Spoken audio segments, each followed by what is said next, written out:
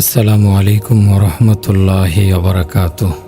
প্রিয় পরিণতি চ্যানেলের বন্ধুরা, আশা করি আল্লাহ পাকের অশেষ মেহেরবানিতে আপনারা সকলেই ভালো আছেন। এখন আমাদেরকে ভাবতে হবে যে আমরা কি সত্যি মৃত্যুর জন্য প্রস্তুতি নিতে পেরেছি? আমরা কি মনের গহীনে এক আল্লাহকে বসাতে পেরেছি? মনের ভেতর আল্লাহর ভালোবাসা কি একনিষ্ঠতার সাথে জায়গা করতে পেরেছে? তোমার মুখের আল্লাহ আল্লাহ আওড়ানো কাজে আসবে না। কিয়ামতের দিন তোমার হৃদয়কে সামনে আনা হবে এবং সেখানে আল্লাহর ভালোবাসার নিরীক্ষা করা হবে। ইরশাদ হয়েছে, ওয়াহুসসিলা মা ফিস সুদূর, বুকের ভেতর যা কিছু রয়েছে সেগুলোকে উন্মোচিত করা হবে। মুখের জমা খরচ কোনো কাজে আসবে না। জনক বুজুর্গ তোতা পাখি পালতেন। তিনি তোতা পাখিকে আল্লাহ আল্লাহ শিখিয়েছিলেন। এই তোতা পাখি যখন আল্লাহ আল্লাহ করত তখন তিনি খুবই খুশি হতেন। ঘটনাক্রমে একদিন পিঞ্জিরার মুখ খোলা ছিল। ইত্যবসরে একটি বিড়াল এসে সেই তোতা পাখির ওপর আক্রমণ করল।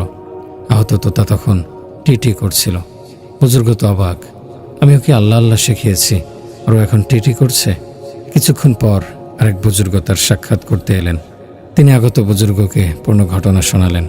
তিনি ঘটনা শুনে মন্তব্য করলেন যে আপনি যেহেতু তোতা পাখিকে আল্লাহ আল্লাহ শিখিয়েছিলেন, এজন্য তার মুখে তো আল্লাহ আল্লাহ এসেছে, কিন্তু মনের মধ্যে ছিল টিটি। এ কারণে যখন তার উপর বিড়াল আক্রমণ করে আর মৃত্যুকে সে চোখের দোরগোড়ায় হাজির দেখতে পায়, তখন তার মুখ থেকে সেটাই বেরিয়ে এসেছে যা তার মনের মধ্যে ছিল। বলুন, আজ আমাদের মনের মধ্যে কি আছে? মুখে যত তাসবিহ বলো, মনে যখন অন্যজন, হাজার দানার এমন জিকির আনবে না কোনো ফলন।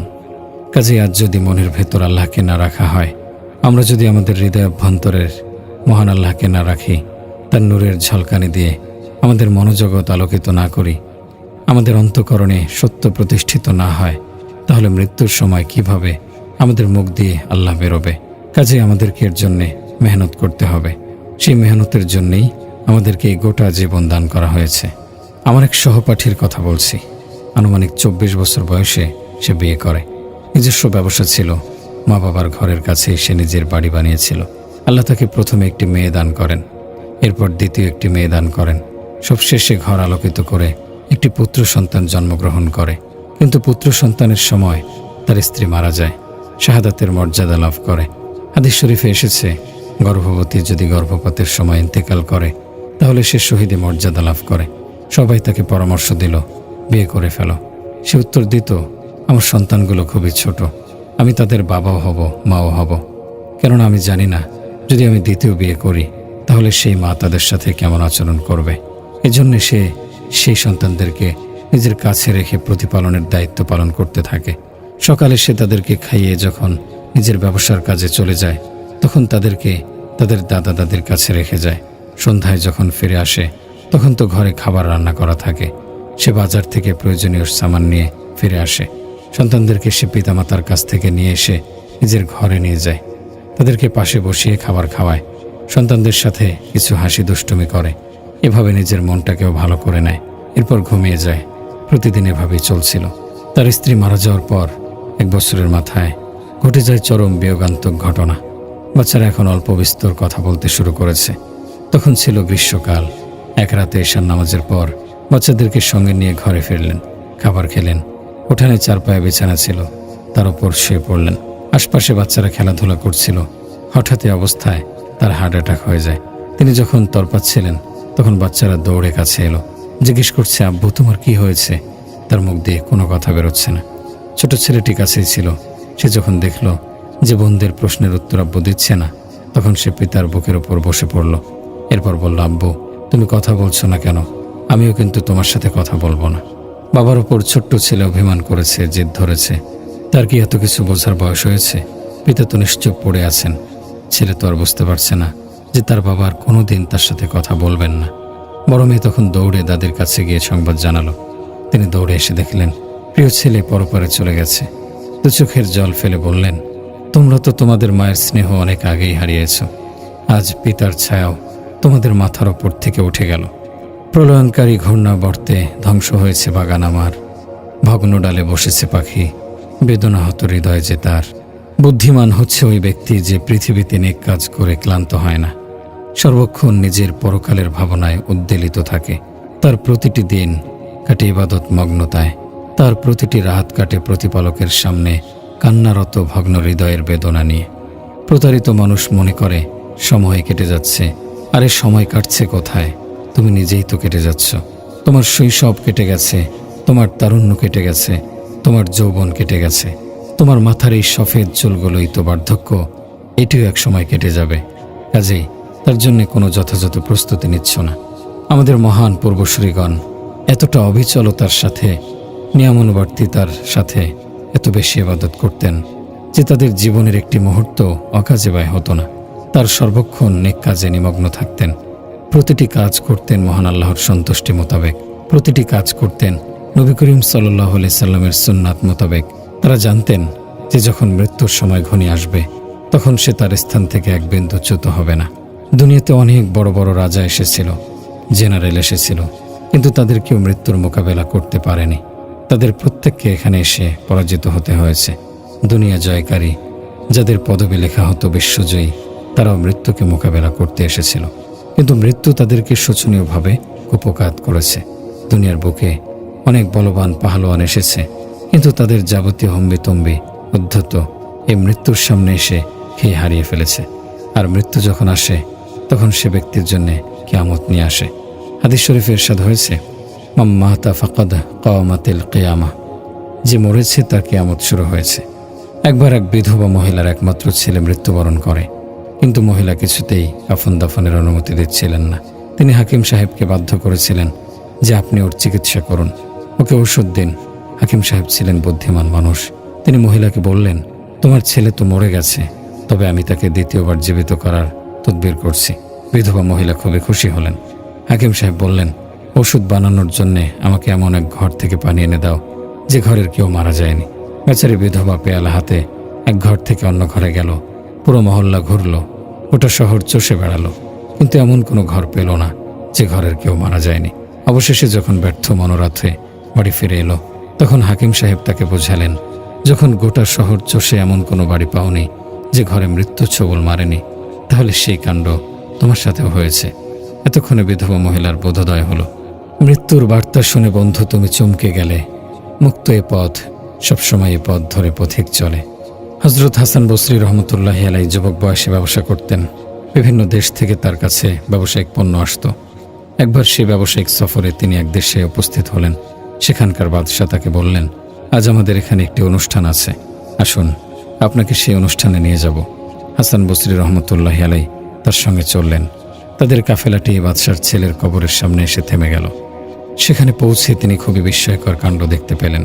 প্রথমে কিছু যুবক এসে সেই কবরের চারপাশে প্রদক্ষিণ করল। এরপর হাতে অলঙ্কার ও হীরা জওহার পরিহিত কিছু যুবতী এসে কবরের চারপাশে প্রদক্ষিণ করল। এরপর কিছু রূপসী মহিলা এসে প্রদক্ষিণ করল। এরপর কিছু বয়স্ক লোক এসে কবরের চারপাশে প্রদক্ষিণ করল। হাসান বসরি রহমতুল্লাহি আলাইহি জিজ্ঞেস করলেন, এসব কি কাণ্ড হচ্ছে? উত্তর এলো, যেসব যুবক কবরের চারপাশে প্রদক্ষিণ করেছে তারা কেমন যেন এই কথা বলছে যে, হে শাহজাদা, যদি মৃত্যুকে স্থানচ্যুত করা যেত তাহলে আমরা আমাদের যৌবন কোরবান করে আপনাকে মৃত্যু থেকে রক্ষা করতাম। যেসব যুবতী অলঙ্কার ও মণিমুক্তা হাতে নিয়ে গান গেয়ে প্রদক্ষিণ করেছে তারা কেমন যেন এই কথা বলছে যে, হে শাহজাদা, যদি অলঙ্কার দিয়ে মৃত্যুকে তাড়ানো যেত তাহলে আমরা সেই উপঢৌকন পেশ করতাম, তারপরও আপনাকে মরতে দিতাম না। রূপসী নারীরা গান গেয়ে এই কথাই বলছিল যে, হে শাহজাদা, যদি রূপ যৌবন উপহার দিয়ে মৃত্যুকে বিদায় করা যেত তাহলে আমরা আমাদের রূপ যৌবন ও লাবণ্য তুলে দিয়ে আপনাকে মৃত্যুর হাত থেকে রক্ষা করতাম। এরপর বয়স্ক লোকেরা এসে এই কথা বলছিল যে, যদি মৃত্যুকে বার্ধক্যের মাধ্যমে তাড়ানো যেত তাহলে আমরা আমাদের বার্ধক্যের বিনিময়ে তোমার জীবন মাফ করিয়ে নিতাম। তাদের এই কথা হযরত হাসান বসরি রহমতুল্লাহি আলাইহির হৃদয়ে গভীর রেখাপাত করল। তিনি সেখানে দাঁড়িয়েই মনে মনে সিদ্ধান্ত নিয়ে ফেললেন যে এখন থেকে আর স্বাধীন জীবনযাপন করবেন না, নিজেকে মহান আল্লাহর সন্তুষ্টির পদদেশে সঁপে দেবেন। মনে রাখবেন, যদি প্রশাসন দিয়ে মৃত্যুকে দূর করা যেত তাহলে ফেরাউনের কখনো মৃত্যু আসতো না। যদি ধন সম্পদ দিয়ে মৃত্যুকে তাড়ানো যেত তাহলে কারণ কখনো মরত না। যদি জ্ঞান ও প্রজ্ঞা দিয়ে মৃত্যুকে দূরে রাখা যেত তাহলে হযরত লোকমান হাকিম কখনো মৃত্যুবরণ করতেন না। যদি বীরত্ব ও পৌরুষ দিয়ে মৃত্যুর মোকাবেলা করা যেত তাহলে সোহরাব রুস্তমের কখনো মৃত্যু হতো না। যদি ওষুধপত্র দিয়ে মৃত্যুর হাত থেকে বাঁচা যেত তাহলে প্লেটো জলিনিউসদের কখনো মৃত্যু হতো না। যদি রূপ সৌন্দর্য দিয়ে মৃত্যুকে বোকা বানানো যেত তাহলে দুনিয়ার রূপসীদের কখনো মৃত্যু হতো না। যদি ভালোবাসা দিয়ে মৃত্যুকে জয় করা যেত, তাহলে কোনো মা তার কোলের শিশুকে মরতে দিত না। যদি বিশ্বস্ততা ও আস্থা দিয়ে মৃত্যুকে সরানো যেত, তাহলে কোনো নেক স্ত্রী তার স্বামীকে চোখের সামনে মরতে দিত না। কিন্তু মৃত্যু এমনই এক বাস্তবতা যা কখনো পরাজিত হয় না, দূরে সরে যায় না, জয় করা যায় না। প্রিয় বন্ধুগণ, মৃত্যু যখন একটি অবিচল বাস্তবতা, তাহলে এই কথা কেন আমরা আমাদের মনে জাগ্রত রাখছি না যে আমাদেরকেও একবার যেতে হবে, তার জন্য আমাদেরকে প্রস্তুতি নিয়ে রাখতে হবে। একেই বলা হয় দুনিয়ার এই প্রবঞ্চনার ঘর থেকে হৃদয়কে দূরে রাখতে হবে। আখিরাতের চিরস্থায়ী ঘরের দিকে মনোযোগ নিবদ্ধ রাখতে হবে। মৃত্যু আসার পূর্বেই তার জন্য প্রস্তুতি নিয়ে রাখতে হবে। সাইয়েদনা হযরত সুলাইমান আলাইহিস সালাম ছিলেন মহান আল্লাহর অন্যতম মহান নবী। আল্লাহ তাআলা তাকে দুনিয়ার রাজত্ব দান করেছিলেন, জিনের রাজত্ব দান করেছিলেন। নবী করিম সাল্লাল্লাহু আলাইহি সাল্লাম ইরশাদ করেছেন, তার মতো রাজত্ব আজ পর্যন্ত দুনিয়ার কেউ লাভ করেনি, আগামীতেও কেউ লাভ করবে না। তিনি ছিলেন মানব জাতি, জীবজন্তু, পশু পাখি, জিন সম্প্রদায়, এমনকি বাতাসেরও বাদশা। তাদের সকলের উপর তিনি রাজত্ব করতেন। তার সম্পর্কে এসেছে যে তিনি আল্লাহর ঘর বাইতুল মুকাদ্দাস নির্মাণ করেছিলেন। এ কাজে তিনি জিন জাতিকে ব্যবহার করেছিলেন। এমত অবস্থায় তার কাছে মৃত্যুর ফরমান চলে এলো। তিনিও এ সময় অবকাশ পাননি যে আপনি আমার নবী, আমার ঘর বানাচ্ছেন, ঘরের নির্মাণ কাজ চলছে, কাজে আপনাকে ছাড় দেয়া হলো, পরে আপনাকে ডাকিয়ে নেব। এমনটি ঘটেনি। মৃত্যুর সময় যখন চলে এসেছে, তখন ঠিক সে সময়ই মহান আল্লাহ তাকে নিজের কাছে ডেকে নিয়েছেন। তবে ওদিকে মসজিদের নির্মাণ কাজ চলছিল এভাবে যে হযরত সুলাইমান আলাইহিস সালাম যদিও ইন্তেকাল করেছিলেন, কিন্তু লাঠির সাহায্যে তিনি দাঁড়িয়েছিলেন। জিনজাতি মনে করেছিল যে তিনি সম্ভবত ঘুমিয়ে আছেন, এজন্য তারা তাদের কাজে ব্যস্ত ছিল। নির্মাণ কাজ সমাপ্ত হওয়ার পর ওই পোকা এসে তার হাতের লাঠি খেয়ে ফেলে, যার ফলে তার মৃতদেহ মাটিতে লুটিয়ে পড়ে। ততক্ষণে জিনরা বুঝতে পারে যে হযরত সুলাইমান তো অনেক আগেই পরলোক গমন করেছেন। আল্লাহর একজন পয়গম্বর, যিনি আল্লাহর এতটা প্রিয়, তাকেও যদি এমন অবস্থায় মৌলার দরবারে হাজির হতে হয়, তাহলে আপনার আমার অবস্থান কোথায়? আমরা কোন কাজে ব্যস্ত আছি যে আমাদেরকে বলা হবে, তোমাদের সুযোগ দেয়া হলো, আমাকে বিয়ে করতে হবে, এমএ করতে হবে, আমি চাকরি খুঁজছি, আমি মাত্র বিয়ে করেছি। এগুলো হলো অনর্থ প্রলাপ। সময় ঘনিয়ে এলে যে অবস্থাতেই থাকবেন সে অবস্থাতেই পাড়ি জমাতে হবে। এ কথা কেউ জিজ্ঞেস করবে না যে তুমি কি তোমার কাজ শেষ করতে পেরেছ, বরং এ কথা আসবে যে তোমাকে তো আরো আগেই বলা হয়েছিল যে তোমাকে যেতে হবে, তাহলে পূর্ব থেকেই কেন প্রস্তুতি নিয়ে রাখোনি? বিয়ের সময় হযরত আব্দুল্লাহর বয়স হয়েছিল 21 বছর আর বিবি আমিনার বয়স হয়েছিল 20 বছর। নবীজির সৌভাগ্যময় জন্মের পূর্বেই হযরত আব্দুল্লাহ আল্লাহর দরবারে চলে গিয়েছিলেন। নবীজির জন্মের কয়েক বছর পর হযরত আমিনা একবার হযরত আব্দুল্লাহর স্মরণে উদ্বেলিত হয়ে ওঠেন। তখন তিনি আদরের সন্তানকে বললেন, বেটা মুহাম্মদ, চলো তোমাকে তোমার আব্বুর কবরের কাছে নিয়ে যাই। তিনি আমার সঙ্গে অঙ্গীকার করেছিলেন, আমিনা, যখন আমি সফর থেকে ফিরে আসব, তখন উটের গলার ঘণ্টি বেজে উঠবে। তুমি তখন এগিয়ে এসে আমার অভ্যর্থনা করবে, আমি তোমার জন্য উপহার নিয়ে আসব। এরপর অনেক কাফেলা এসেছে, কিন্তু ঘণ্টিও বাজেনি, আব্দুল্লাহ আসেনি, বরং মৃত্যুর ঘণ্টি বেজেছিল। হযরত আমিনা ছেলে মুহাম্মদকে সঙ্গে নিয়ে হযরত আব্দুল্লাহর কবরের পাশে এলেন এবং বললেন, আব্দুল্লাহ, তুমি আসার অঙ্গীকার করেছিলে, আমি তোমার পথের পানে চেয়ে গেছি। আজ 2 বছর পেরিয়ে গেল, কিন্তু তুমি এলে না। কেঁদে কেঁদে আমার চোখ লাল হয়ে গেছে। আব্দুল্লাহ, তোমার ছেলে মুহাম্মদ তোমার সঙ্গে সাক্ষাৎ করতে এসেছে, একটু বাইরে এসে ওর সৌন্দর্য দেখো। এ কথা বলে হযরত আমিনা খুব কাঁদলেন, এক পর্যায়ে অজ্ঞান হয়ে পড়লেন। যখন হযরত আমিনা নবীজির সামনে সম্মানিত পিতার নাম নিচ্ছিলেন, তখন নবীজি এদিক সেদিক তাকাচ্ছিলেন, কিন্তু এমন কাউকে দেখতে পাচ্ছিলেন না যে কাছে এসে সস্নেহে বুকে জড়িয়ে ধরবে। এরপর হযরত আমিনার কথাও বন্ধ হয়ে গেল। তিনি অবশেষে পরলোকে পাড়ি জমালেন। শিশু নবী মুহাম্মদ সাল্লাল্লাহু আলাইহি সাল্লাম জন্মের পূর্বেই পিতার স্নেহ হারিয়েছিলেন। আজ মাতৃস্নেহের ছায়াও মাথার উপর থেকে উঠে গেল। নবী করিম সাল্লাল্লাহু আলাইহি সাল্লাম তার প্রথমা স্ত্রী হযরত খাদিজা রাদিয়াল্লাহু আনহাকে এতটাই ভালোবাসতেন যে তিনি বেঁচে থাকা অবস্থায় দ্বিতীয় কোনো নারীকে বিয়ে করেননি। যে বছর হযরত খাদিজা রাদিয়াল্লাহু আনহা ও হযরত আবু তালেব রাদিয়াল্লাহু আনহু ইন্তেকাল করেন, নবীজি সে বছরকে দুঃখের বছর নাম দিয়েছিলেন। হযরত আয়েশা রাদিয়াল্লাহু আনহা বলেন, একবার এক মহিলা আমার ঘরে আসে। মহিলার কণ্ঠস্বর হযরত খাদিজা রাদিয়াল্লাহু আনহার কণ্ঠস্বরের মতো ছিল। নবী করিম সাল্লাল্লাহু আলাইহি সাল্লাম জিজ্ঞেস করলেন, সিদ্দিকা, এই মহিলাটিকে? নিবেদন করলাম, হযরত খাদিজার বোন। আমার উত্তর শোনার পর নবীজির 2 চোখ বেয়ে অশ্রুধারা গড়িয়ে পড়ল। বলেন, আয়েশা, খাদিজার স্মৃতি তাজা হয়ে উঠেছে। নবীজি তাকে বসালেন, দুধের আতিথেয়তা পেশ করলেন, সম্মান প্রদর্শন করলেন। ভাই, মৃত্যু থেকে পলায়ন করা কোনো অবস্থাতেই সম্ভব নয়। আরে যখন সৃষ্টির মূল উৎস দুজাহানের গৌরব হজরত আহমদে মুজতবা মোহাম্মদ মুস্তফা সাল্লাল্লাহু আলাইহি সাল্লামকে এই দুনিয়া থেকে বিদায় নিতে হয়েছে, তাহলে আর অন্য কার জন্য এই দুনিয়া চিরদিনের নিবাস হবে? আল্লাহ তাআলা নবী করিম সাল্লাল্লাহু আলাইহি সাল্লামকে জিজ্ঞেস করেছিলেন, নিঃসন্দেহে আপনাকেও বিদায় নিতে হবে, পৃথিবীর সবাইকেই বিদায় নিতে হয়। এই আয়াতে প্রথমে নবীজির কথা বলা হয়েছে, যাতে অন্যরা এখান থেকে সান্ত্বনা গ্রহণ করে। মোট কথা, এই পৃথিবী হলো ক্ষণিক নিবাস। বুখারী শরীফের বর্ণনা এসেছে, যখন নবী করিম সাল্লাল্লাহু আলাইহি সাল্লামের মৃত্যুর প্রাক্কালে বেহুশ হন, তখন হযরত ফাতেমা রাদিয়াল্লাহু আনহা বলেছিলেন, হায় আমার পিতার কষ্ট। এই কথা শুনে নবী করিম সাল্লাল্লাহু আলাইহি সাল্লাম বলেছিলেন, আজকের পর তোমার পিতার আর কোনো কষ্ট থাকবে না। এরপর যখন নবীজি সাল্লাল্লাহু আলাইহি সাল্লামের মহাপ্রয়াণ হয়, তখন হযরত ফাতেমা রাদিয়াল্লাহু আনহা বলে ওঠেন, হে আমার প্রিয় পিতা, আপনি আপনার মাওলার আহ্বানে সাড়া জানিয়েছেন। হে আমার প্রিয় পিতা, জান্নাতুল ফেরদাউস হবে আপনার ঠিকানা। হে আমার প্রিয় পিতা, ওয়াহির অবতরণ সমাপ্ত হওয়ার কারণে আমরা জিবরিল আমিনের কাছে আমাদের শোক পেশ করছি। যখন নবী করিম সাল্লাল্লাহু আলাইহি সাল্লামকে দাফন দেয়া হয়, তখন হযরত ফাতেমা রাদিয়াল্লাহু আনহা সাহাবায়ে কেরামকে সম্বোধন করে বলেছিলেন, তোমাদের মনগুলো কি করে সায় দিল যে তোমরা আল্লাহর রাসূলের উপর মাটি ফেললে? যখন হযরত মুআজ বিন জাবাল রাদিয়াল্লাহু আনহুকে নবীজি সাল্লাল্লাহু আলাইহি সাল্লাম ইয়ামান অভিমুখে প্রেরণ করেন, সেদিনের ব্যাপারে বর্ণনা এসেছে যে হযরত মুআজ রাদিয়াল্লাহু আনহু বাহনের উপর আরোহণ করেছিলেন। নবী করিম সাল্লাল্লাহু আলাইহি ওয়াসাল্লাম তার বাহনের লাগাম ধরেছিলেন।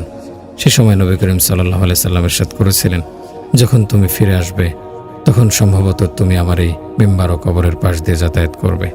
অর্থাৎ ফিরে এসে তুমি এই মিম্বার তো পাবে, কিন্তু মিম্বারের আরোহীকে পাবে না। কবরের সাথে তোমার সাক্ষাৎ হবে, কিন্তু তার শায়িত ব্যক্তিকে আর দেখবে না। এ কথা শুনে নবীজির আশুবিচ্ছেদ বেদনায় হযরত মুআজ রাদিয়াল্লাহু আনহু দু চোখের জল ধরে রাখতে পারলেন না। নবীজি তাকে সান্ত্বনা দিয়ে বললেন, ঘাবড়ে যেও না, নিশ্চয়ই খোদা ভীরুগণ কিয়ামতের দিন আমার সবচেয়ে কাছাকাছি থাকবেন, তারা যেখানেরই হন আর যেভাবেরই হন। অপর এক হাদিসে নবী করিম সাল্লাল্লাহু আলাইহি সাল্লাম ইরশাদ করেছেন, প্রত্যেকের হাসর তার সাথে হবে যাকে সে ভালোবাসত। হযরত আবু তালহা রাদিয়াল্লাহু আনহু এর এক ছেলে ছিল। নবীজি সাল্লাল্লাহু আলাইহি সাল্লাম যখনই তার বাড়িতে আসতেন, সেই ছেলেটির সাথে হাসি মজাক করতেন। ঘটনাক্রমে একদিন সেই ছেলেটি মরে যায়। হযরত আবু তালহা রাদিয়াল্লাহু আনহুর স্ত্রী সেই ছেলেকে গোসল দিলেন, কাফন পরালেন এবং খাটের উপর শুইয়ে দিলেন। হযরত আবু তালহা রাদিয়াল্লাহু আনহু সেদিন রোজা রেখেছিলেন। এজন্য স্ত্রী তার জন্য খাবার তৈরি করলেন, সাথে সাথে নিজেকে স্বামীর জন্য সুসজ্জিত করলেন, সুগন্ধি ইত্তকার দ্রব্য মেখে নিলেন। রাতে যখন হযরত আবু তালহা রাদিয়াল্লাহু আনহু খাবার খেয়ে জিজ্ঞেস করলেন, মা বালুল ওয়ালাদ, ছেলের কি অবস্থা? স্ত্রী বললেন, কদ হাযা নাদসা, ও শান্ত আছে। রাতে হযরত আবু তালহা রাদিয়াল্লাহু আনহু স্ত্রীর সঙ্গে মিলিত হলেন। সকালবেলা স্ত্রী স্বামীকে বললেন, যদি আপনি কারো কাছ থেকে কোনো জিনিস ঋণ আনেন আর সে ব্যক্তি এসে আপনাকে তা ফিরিয়ে দিতে বলে, তাহলে সেই ঋণ ফেরত দেওয়া উচিত নাকি দিতে অস্বীকার করা উচিত? হযরত আবু তালহা রাদিয়াল্লাহু আনহু বললেন, অবশ্যই তা ফেরত দেওয়াটাই সমীচীন, অস্বীকার করা তো জায়েজই হবে না। এ কথা শুনে স্ত্রী বললেন, তোমার ছেলে যে আল্লাহর আমানত ছিল, আল্লাহ তা ফেরত নিয়েছেন। হযরত আবু তালহা এই সংবাদ শুনে খুব আফসোস করলেন। বললেন, তুমি কেন আরো আগে আমাকে বলনি? সেখান থেকে উঠে এসে হযরত আবু তালহা রাদিয়াল্লাহু আনহু নবীজি সাল্লাল্লাহু আলাইহি সাল্লামের দরবারে হাজির হলেন এবং গোটা বৃত্তান্ত নিবেদন করলেন। নবীজি আবু তালহার কথা শুনে বললেন, বারাকাল্লাহু ফিহা ফাআলতুমা ফিল লাইল, আল্লাহ তাআলা তোমাদের রাতের কাজে বরকত দিন। আল্লাহর প্রিয় হাবিবের সেই বরকতময় দোয়ার বদৌলতে সেই রাতের কাজের মাধ্যমে হযরত আব্দুল্লাহ বিন আবি তালহা রাদিয়াল্লাহু আনহু জন্মগ্রহণ করেন। আল্লাহ তাকে 9 জন সন্তান দান করেছিলেন, যাদের প্রত্যেকেই ছিলেন কোরআনুল কারীমের হাফেজ। সুবহানাল্লাহ। একবার হযরত মুআজ বিন জাবাল রাদিয়াল্লাহু আনহু এর এক ছেলে ইন্তেকাল করেন। তার মৃত্যুর উপর নবী করিম সাল্লাল্লাহু আলাইহি সাল্লাম যেই শোক চিঠি লিখেছিলেন, আপনাদেরকে তা আমি শোনাচ্ছি। আসসালামু আলাইকুম ওয়া রাহমাতুল্লাহ। সমস্ত প্রশংসা ওই আল্লাহর জন্যে, যিনি ছাড়া আর কোনো মাবুদ নেই। আম্মা বাদ, আল্লাহ তাআলা এই বেদনার ওপর মহান প্রতিদান, ঈমানী ধৈর্য আমাদের সবাইকে শুকর আদায় করার তৌফিক দিন। আমাদের জীবন, পরিবার ও পরিজন এবং ধন সম্পদ সবকিছুই আল্লাহ তাআলার মোবারক দান ও আমানত। নির্দিষ্ট সময় পর্যন্ত এগুলোর উপকারিতা আমরা গ্রহণ করি, মেয়াদ পূর্ণ হতেই সে আমানত ফিরিয়ে নেওয়া হবে। প্রতিটি মানুষের দায়িত্ব হলো এই নিয়ামত পাওয়ার সময় শুকর আদায় করা এবং ফিরিয়ে নেওয়ার সময় সবর করা। তোমার ছেলেও তোমার কাছে আমানত হিসেবে ছিল। আল্লাহ তাআলা অত্যন্ত খুশি ও আনন্দের সাথে তা তা তোমাকে দিয়েছেন এবং মহান প্রতিদানের অঙ্গীকারের ওপর সেটিকে ফিরিয়ে নিচ্ছেন। হে মুআজ, কোনো বিলাপ বা শোক করবে না, এমন যেন না হয় যে তোমার ক্রন্দন ও হাহাকার সেই সওয়াবকে নষ্ট করে ফেলে। এর দ্বারা যেমন চলে যাওয়া ব্যক্তি ফিরে আসবে না, তদ্রূপ তোমার দুঃখ হ্রাস পাবে না। এই মুসিবতকে তুমি এই কল্পনার দ্বারা হালকা করতে পারো যে আগামীকাল আমাকেও মরতে হবে।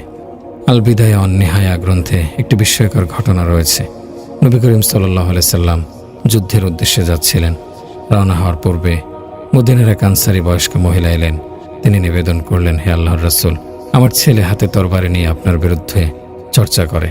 সে বলে, আমি নওজুবিল্লাহ, মুহাম্মদের মাথা কেটে ফেলব।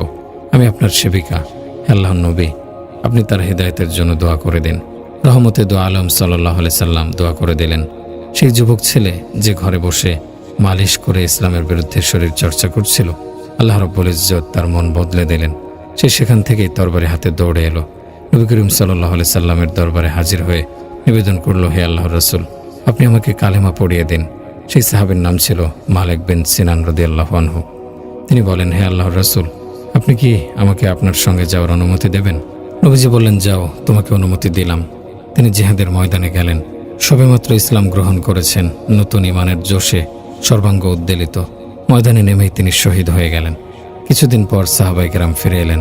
মদিনার মহিলাগণ তাদের অভ্যর্থনায় এগিয়ে এলেন। সেই নওজোয়ান আনসারী সাহাবী মালিক বিন সিনান রাদিয়াল্লাহু আনহুর জননীও বাইরে বেরিয়ে এলেন।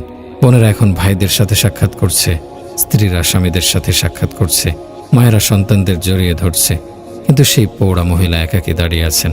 নবী করিম সাল্লাল্লাহু আলাইহি সাল্লাম যখন এগিয়ে এলেন, তখন সেই পৌড়া মহিলা জিজ্ঞেস করলেন, হে আল্লাহর রাসূল, কোথাও তো আমার ছেলেকে দেখতে পাচ্ছি না, সে কোথায় গেল? নবী করিম সাল্লাল্লাহু আলাইহি সাল্লাম তার চেহারা দেখে অনুমান করে ফেললেন। বললেন, আম্মা জান, একটু সবর করুন, পেছনে আবু বকর আসছেন, তাকে জিজ্ঞেস করো। নবীজির পর আরও একজন সাহাবী যাচ্ছিলেন। মহিলা তাকে তার ছেলের ব্যাপারে জিজ্ঞেস করলেন। তিনিও সেই উত্তরই দিলেন, পেছনে আবু বকর আসছেন, তাকে জিজ্ঞেস করুন। এভাবে যে সাহাবী যাচ্ছিলেন, মহিলা তাদের প্রত্যেককেই নিজের ছেলের ব্যাপারে প্রশ্ন করছিলেন। তারা সবাই এই কথা বলেছেন, পেছনে আবু বকর রাদিয়াল্লাহু আনহু আসছেন, তাকে জিজ্ঞেস করুন। মহিলা সেখানে দাঁড়িয়ে রইলেন। হযরত আবু বকর রাদিয়াল্লাহু আনহুর প্রতি তার দৃষ্টি পড়তেই তিনি এগিয়ে এসে জিজ্ঞেস করলেন, আবু বকর, আমার ছেলে কোথায়? সাইয়েদনা হযরত আবু বকর রাদিয়াল্লাহু আনহু কোনো উত্তর না দিয়ে জিজ্ঞেস করলেন, হে আম্মি জান, একটু আগে এখান দিয়ে নবী করিম সাল্লাল্লাহু আলাইহি সাল্লাম অতিক্রম করেছেন, তিনি কি বলেছিলেন? মহিলা বললেন, তিনি বলেছিলেন, আবু বকরকে জিজ্ঞেস করো। এই কথা শুনে হযরত আবু বকর রাদিয়াল্লাহু আনহু হয়রান হয়ে গেলেন। তিনি ভাবনায় পড়ে গেলেন যে এখন যদি আমি মহিলাকে জানাই যে তোমার ছেলে শহীদ হয়ে গেছে, তাহলে সম্ভবত সে বরদাস্ত করতে পারবে না। মহিলা ঘাবড়ে গেলেন, বললেন, তবে কি আমার ছেলে মরে গেছে? সাইয়েদনা সিদ্দিক আকবর রাদিয়াল্লাহু আনহু বললেন, আম্মি জান, সবর করুন, আপনার ছেলে পেছনে পেছনে আসছে। মহিলা দাঁড়িয়ে রইলেন, কিন্তু হযরত সিদ্দিক আকবর রাদিয়াল্লাহু আনহু সামনে এগিয়ে গিয়ে আল্লাহর দরবারে হাত পাতলেন, আল্লাহর সাথে সম্পর্ক কায়েম করলেন। দু চোখের অবিরাম অশ্রু ঝরতে লাগলো। নিবেদন করলেন, হে আল্লাহ, তুমি জানো তোমার নবী আমাকে সিদ্দিক উপাধি দিয়েছে। হে আল্লাহ, সিদ্দিক তো তাকেই বলে যে জীবনে কখনো মিথ্যে বলেনি। হে আল্লাহ, যদি কিয়ামতের দিন আমার এই মিথ্যা তোমার বন্ধু দেখে ফেলেন, তাহলে আমি কিভাবে তাকে মুখ দেখাবো?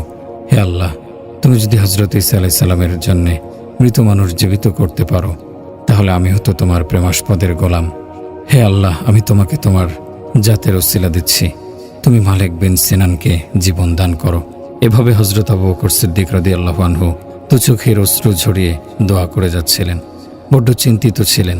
মসজিদে নববীতে পৌঁছে সর্বশেষ সারিতে বসে রইলেন। ওদিকে সেই বয়স্ক মহিলা পূর্বের স্থানে দাঁড়িয়ে আছেন। হঠাৎ দেখলেন একজন মানুষ আসছেন। কাছে আসতে ঠাওর করতে পারলেন যে, আরে দেখি আমার ছেলে এসেছে। জননী তাকে গলায় জড়িয়ে ধরলেন, কপালে চুমু খেলেন, একজন আরেকজনের আঙুল ধরে হাঁটতে লাগলেন। অবশেষে মসজিদে নববীতে এসে হাজির হলেন। তাদেরকে দেখে তো সকল সাহাবী অবাক। নবী করিম সাল্লাল্লাহু আলাইহি সাল্লাম বিস্মিত, আরে তিনি তো শহীদ হয়েছিলেন, আমরা নিজ হাতে তাকে দাফন করে এসেছি। আল্লাহ রাব্বুল ইজ্জত জিবরাইল আলাইহিস সালামকে প্রেরণ করলেন।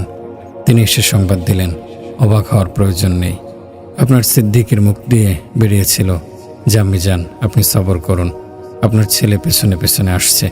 আল্লাহ তাআলা সিদ্দিক আকবরের মুখের কথা সত্য করার জন্যে মালিককে দ্বিতীয় জীবন দান করেছেন। এরপর পোশাক পরিয়ে আপনার খিদমতে পাঠিয়ে দিয়েছেন। সুবহানাল্লাহ।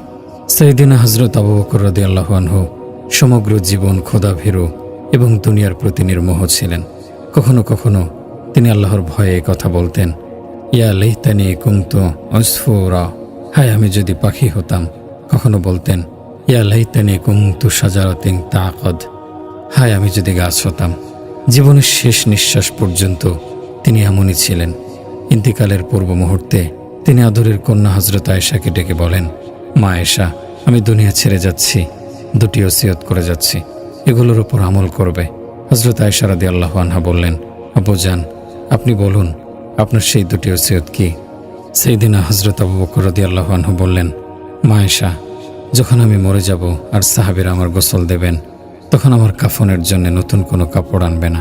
আমার দুটি পুরাতন চাদর ধুয়ে সেগুলো দিয়ে আমাকে দাফন করে দেবে।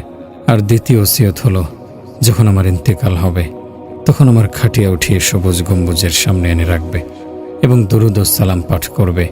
যদি নবী করিম সাল্লাল্লাহু আলাইহি সাল্লামের রওজার দরজা বন্ধ থাকে তাহলে আমাকে জান্নাতুল বাকিতে দাফন দেবে। আর যদি আল্লাহর রাসূলের রওজার দরজা খুলে যায় তাহলে আমাকে আল্লাহর রাসূলের সাথে দাফন দেবে। হযরত আয়েশা রাদিয়াল্লাহু আনহা নিবেদন করলেন, আব্বুজান, প্রথম ওসিয়তের ওপর তো আমল হতে পারে না, কারণ আপনি মুসলমানদের খলিফা। বাইতুল মালে কাপড় মজুদ রয়েছে। আব্বুজান, মদিনার অতি দরিদ্র মানুষও যদি মরে যায় তাহলে তার জন্য নতুন কাপড় ক্রয় করা হয়। এ কারণে আমি আপনাকে পুরাতন কাপড়ে কাফন হতে দেব না, আমি নতুন কাপড় নিয়ে নেব। হযরত আবু বকর রাদিয়াল্লাহু আনহু বললেন, মা আমার, তুমি তো সত্যিই বলেছ, কিন্তু আমার এই ওসিয়ত করার কারণ হলো বাইতুল মালের যে কাপড়টি আমার কাফনের কাপড় হিসেবে বরাদ্দ হবে সেটি দিয়ে মদিনার অনেক ইয়াতীমের পোশাক হয়ে যাবে। আমাকে তো পুরাতন চাদরেও কাফন দেয়া যেতে পারে। ইতিহাস সাক্ষী, গোটা দুনিয়ার মানুষের কাফনের জন্য নতুন কাপড় ক্রয় করা হয়, কিন্তু হযরত সিদ্দিক আকবর রাদিয়াল্লাহু আনহুকে পুরাতন চাদরে কাফন দেয়া হয়েছিল। হযরত সাইয়েদিনা হযরত আবু বকর সিদ্দিক রাদিয়াল্লাহু আনহুকে গোসল করিয়ে কাফনের কাপড় পরানো হয়। তখন সাহাবায়ে কেরাম খাটিয়া উঠিয়ে নবী করিম সাল্লাল্লাহু আলাইহি সাল্লামের রওজার সামনে এনে রাখেন। তারা বাইরে দাঁড়িয়ে দরুদ ও সালাম পাঠ করতে শুরু করেন। বর্ণনা এসেছে, তালা ভেঙে গেল এবং দরজা খুলে গেল, আর ভেতর থেকে আওয়াজ এলো, উদখুলুল হাবিবা ইলাল হাবিবি, বন্ধুকে বন্ধুর সাথে দ্রুত মিলিত করো। সাইয়েদিনা হযরত আবু বকর সিদ্দিক রাদিয়াল্লাহু আনহুকে আল্লাহর প্রেমাস্পদের পাশেই সমাহিত করা হয়। সুবহানাল্লাহ। ওখানে পৌঁছল মরদেহ, যেখানের মাটিতে তার জন্ম। যখন মুসলমানগণ মক্কা থেকে মদিনায় হিজরত করেন তখন ইহুদিগণ একথা ছড়িয়ে দিল যে আমরা মুসলমানদের জন্মের প্রতিক্রিয়া বন্ধ করে দিয়েছি, এ কারণে তাদের মাঝে কোনো সন্তান জন্ম নিচ্ছে না। এর কিছুদিন পর সাইয়েদিনা হযরত আসমা বিনতে আবু বকর রাদিয়াল্লাহু আনহুর গর্ভ থেকে সন্তান ভূমিষ্ঠ হয়। পৃথিবী আলো করা সেই সন্তানের আগমনে মুসলমানগণ খুবই উল্লাসিত হন। সেই সন্তানের নাম রাখা হয় আব্দুল্লাহ বিন জুবায়ের। হযরত আয়েশা রাদিয়াল্লাহু আনহা তাকে পালিত সন্তান বানিয়ে নেন। এজন্যই হযরত আয়েশা রাদিয়াল্লাহু আনহার উপনাম ছিল উম্মে আব্দুল্লাহ। হযরত আব্দুল্লাহ বিন জুবায়ের রাদিয়াল্লাহু আনহুকে হাজ্জাজ বিন ইউসুফ ফাঁসি দিয়েছিল। অনেকদিন তার মরদেহ দড়িতে ঝুলিয়ে রেখেছিল। সাইয়েদিনা হযরত আসমা রাদিয়াল্লাহু আনহা ছেলের ঝুলন্ত লাশ দেখে একটুও ঘাবড়াননি। তিনি বলেছিলেন, হে বেটা আমার, তুমি আল্লাহ তাআলা ও তোমার জননী ছাড়া আর কারো সামনে মাথা নত করনি। হে লোক সকল, তোমরা এসো, হে লোক সকল, তোমরা এসো, দেখে যাও, আমার ছেলে কদিতে বসে নয়, মিম্বারে দাঁড়িয়ে খুতবা দিচ্ছে।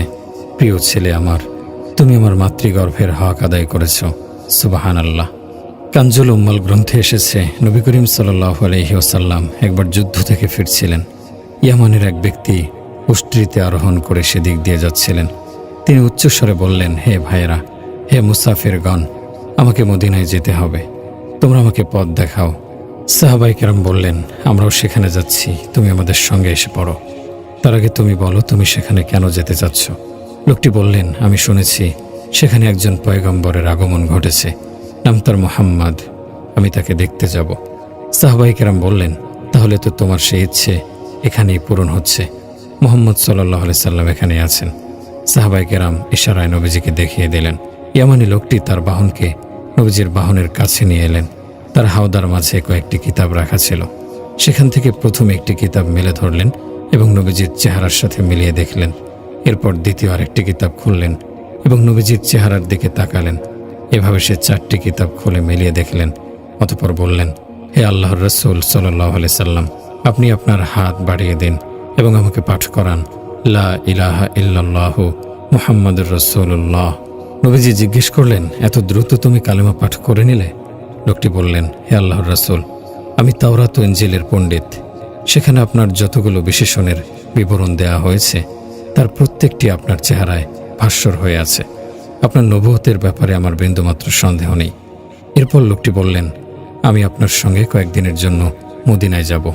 সেখানে কিছুদিন আপনার সংস্পর্শে থেকে দিনের বিধিবিধান শিখব। এরপর নিজ এলাকায় ফিরে এসে দিন প্রচার করব। নবীজি বললেন, ঠিক আছে, চলো। লোকটি নবীজির সাথে রওনা হলেন। কিছু দূর যেতেই পাহাড়ি এলাকা শুরু হয়ে গেল। হঠাৎ একটি পাহাড়ি গুহার কাছে তার অষ্টির পা ফসকে গেল। অষ্টিটি পড়ে গেল, তার সঙ্গে তিনিও পড়ে গেলেন।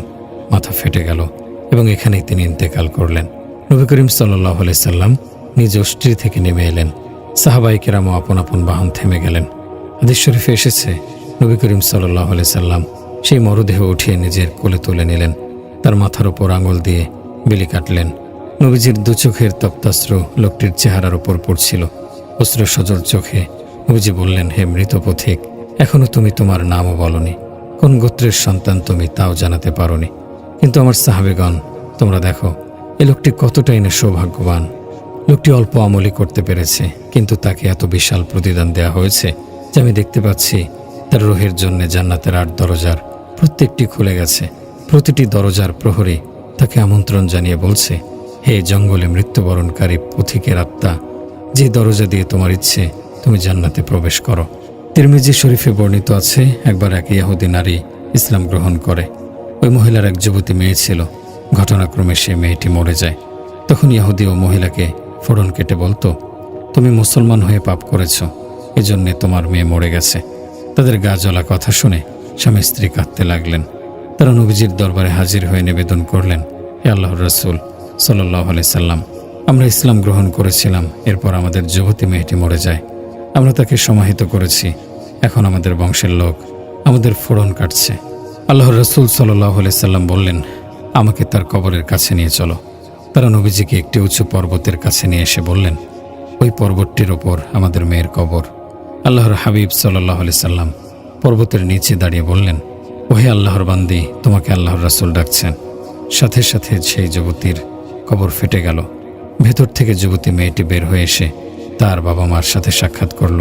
মেয়েটিকে তখন রাসূল সাল্লাল্লাহু আলাইহি সাল্লাম জিজ্ঞেস করলেন, তুমি বলো, তুমি যেখান থেকে এসেছো সেখানে যেতে চাও, নাকি তুমি তোমার বাবা মার সঙ্গে থেকে যাবে? যুবতী মেয়েটি বললেন, হে আল্লাহর রাসূল, আপনি দোয়া করে দিন যেন আমার বাবা মার মন থেকে আমার ভালোবাসা বেরিয়ে যায়। আমি যেখান থেকে এসেছি সেখানে যেতে চাই, কারণ আমি আল্লাহকে পেয়েছি তাদের থেকে অনেক উত্তম হিসেবে। জঙ্গ শহরের রেলওয়ে স্টেশনের কাছে একটি ফটক রয়েছে। সেখান থেকে এক লোক ফজরের আজানের সময় তার মহিষ নিয়ে ক্ষেতের উদ্দেশ্যে রওনা হলো। মহিষ চলছে আর রাস্তায় গোবর পড়ছে। হঠাৎ তার পায়ের নিচে একটি সাপ চলে এলো। মহিষের পায়ের চাপায় সাপের মাথার অংশটি শরীর থেকে আলাদা হয়ে তড়পাতে লাগলো, আর সাপের মাথার ওপর কিছু গোবর পড়ল। লোকটি নিচে নেমে তার লাঠি দিয়ে আঘাত করে তড়পানোর অংশটিকে মেরে ফেলল। দুপুরে বাড়ি ফেরার সময় যখন সে স্থান অতিক্রম করছিল, তখন দেখতে পেল যে সেই শুকনো গোবরের মধ্যে সাপের মাথা ফুলের মতো ফুটে আছে, কেননা দেহের বাকি অংশ তো মহিষের পায়ের খোঁড়ের আঘাতে বিচ্ছিন্ন হয়ে গেছে। লোকটি বাড়ির লোকদেরকে দৃশ্যটি দেখানোর জন্য গোবর খণ্ডটি সঙ্গে নিয়ে এলো।